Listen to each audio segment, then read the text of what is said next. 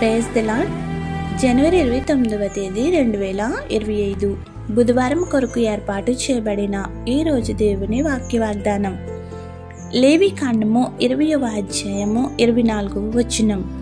నేను మీతో చెప్పిన మాట ఇదే, జనములలో నుండి మిమ్మును వేరుపరచిన మీ దేవుడైన యెహోవాను నేనే.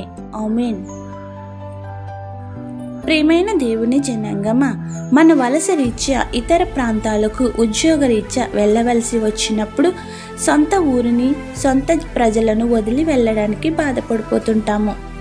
అయితే అబ్రహాం దేవుడు చెప్పిన చోటుకి వెళ్ళెను గనుక జనమునకు కర్త అయినాడు. నిజానికి అబ్రహాం నివసించిన ప్రాంతం పచ్చదనం గల సుభిక్షమైన ప్రాంతం. అయితే అక్కడ ఆశీర్వాదం లేదు, వృద్ధి లేదు. అందుకే దేవుడు అబ్రహామును అన్నీ వదిలి బయటకు వచ్చేయమన్నాడు.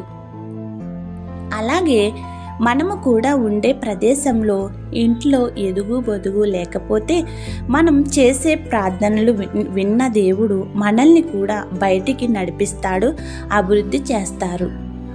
అది దేవుని చిత్తమని ఎంచి ఆయన ఇచ్చే మంచి జవాబులతో సురక్షితమైన ప్రాంతంలోనికి వెళ్ళగలగాలి, అభివృద్ధి పొందాలి. మన జనాంగము నుండి వేరు చేసిన ఆయన తన ప్రణాళిక చొప్పున తలాంతులతో నింపుతున్నాడు.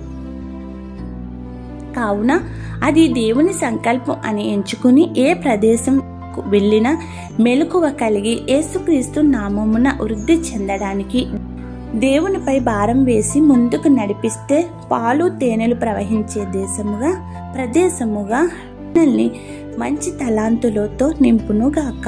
ఆమేన్. ఇట్లు దేవుని సువార్త పరిచర్యలో మీ సహోదరి. ఆమేన్. God bless you. అందరికీ మరణాత.